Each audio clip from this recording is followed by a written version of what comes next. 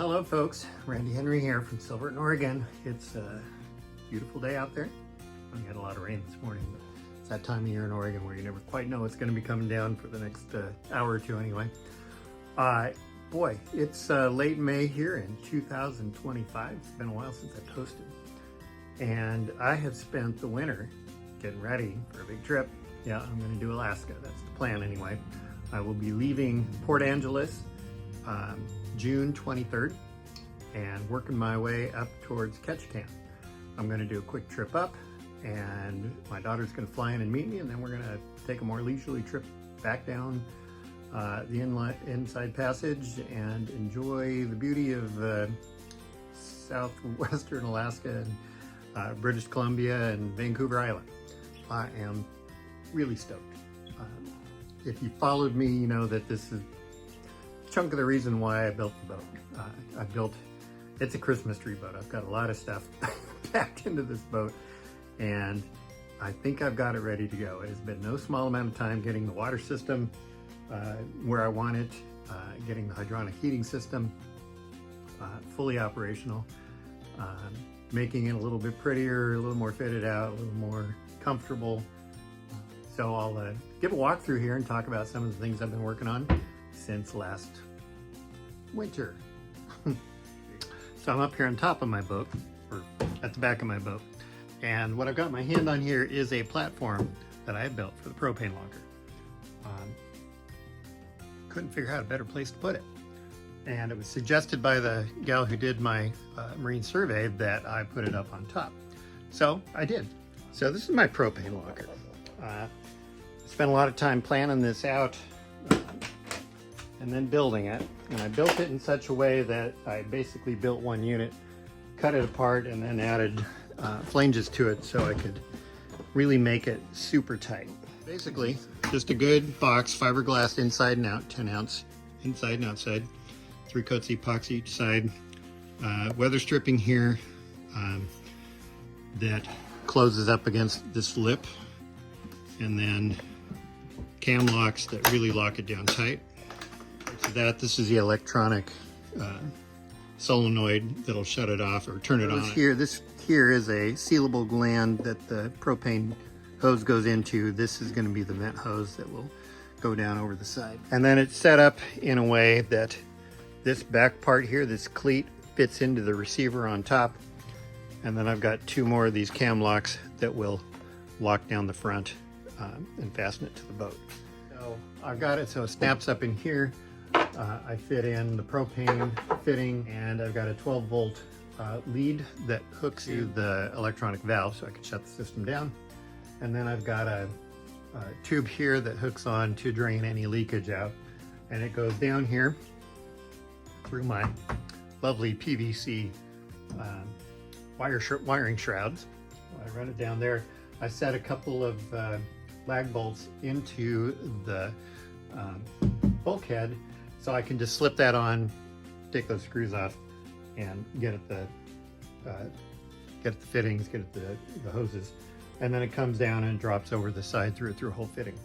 Down here in my electrical box, I've added some covers for the vents. This is where I keep the 4 lithium batteries and the DC charger and the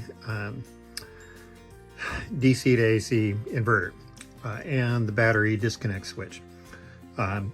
So I want to have lots of good airflow there, but I don't want things coming in here. So I've added the other port lights up there and sealed them off. I added a little platform here that slides out. So that's just kind of a comfort thing that will keep my CPAP corralled. It gives me access to a 12 volt connector and some USB ports. And then you can see where I added the EVA foam along the side there to warm it up a little bit. I did a bunch of work here in the head because I wanted it to be fully functional and comfortable. So I added just a fabric storage here for toiletries, another wire shroud here that covers the 3-inch hose that vents the fuel coffin. Another grab rail just for stability, because last year with just the one down here, It wasn't quite enough. When you're trying to get up or move around, it's nice to have something to grab onto. Then I've got my privacy curtains here because this is going to be the shower. So there you go. So I built a, out of 1/4-inch plywood, I built a pan that snaps in here, and then I have these shrouds that cover it and keep the water funneled into there. I've got the drain here that goes into the sump, and that will funnel all the water into the gray water sump that will then be pumped out when the level gets up into a 15-gallon gray water pump here under the floor, or gray water tank under the floor. I did rework the hatch to the bow thruster. If you're going to do a bow thruster, you need to, at the time of installation, build a box around it. Build it with a pass-through so water can go underneath it if water does get down somewhere.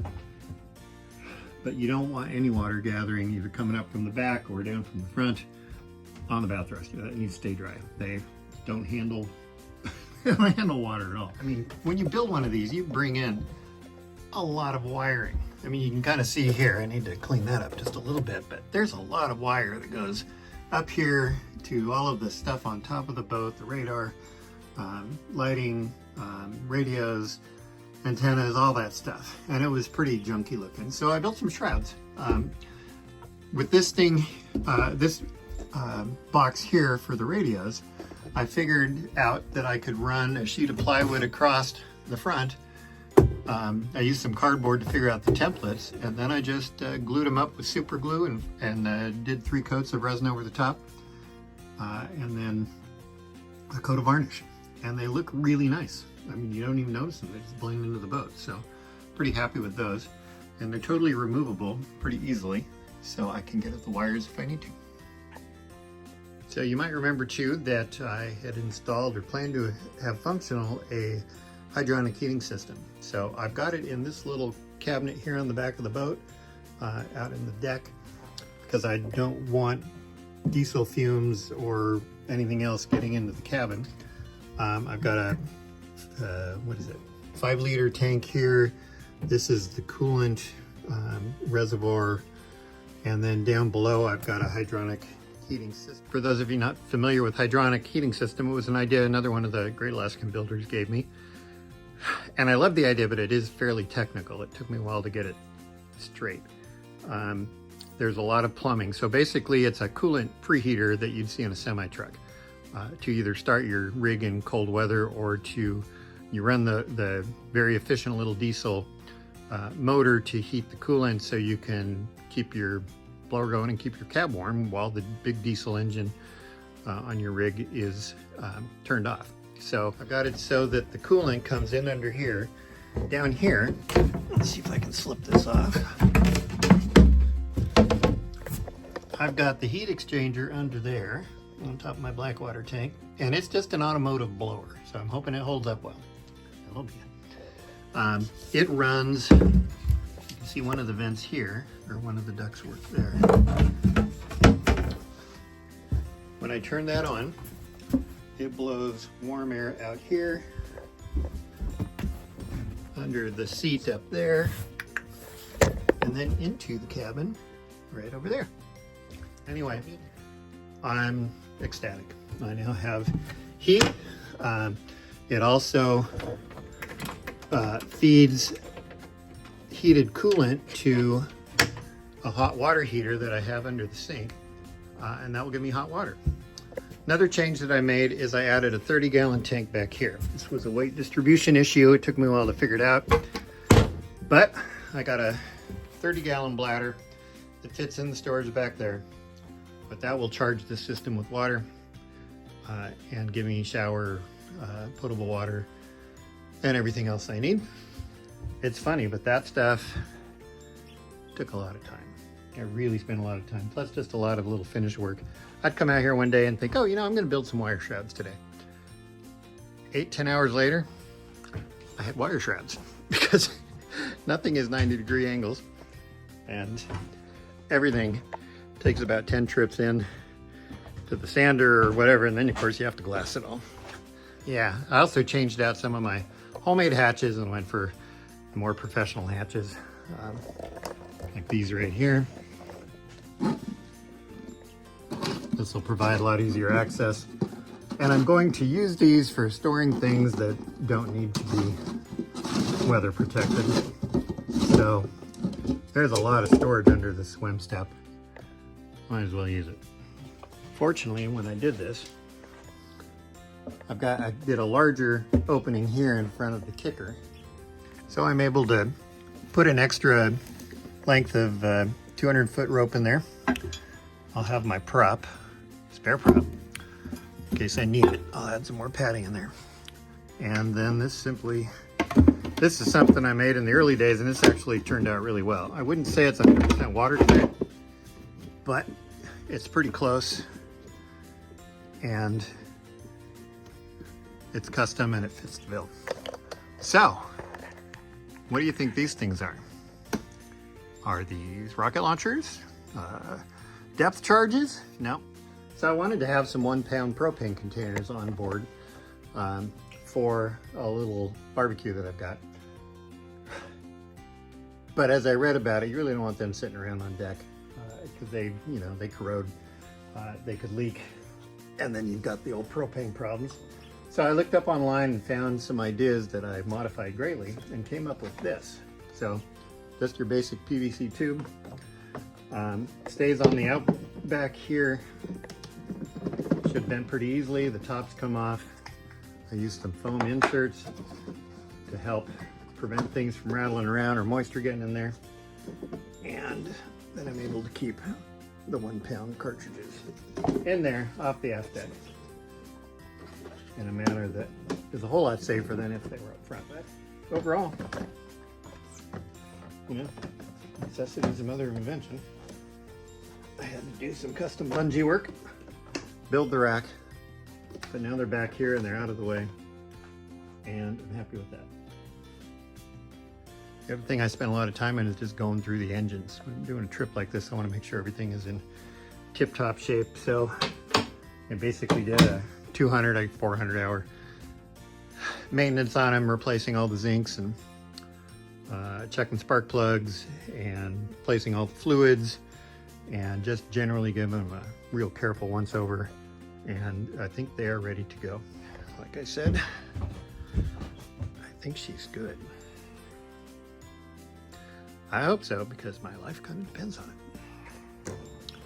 What I don't have a way to really put on the video, at least at this point, is the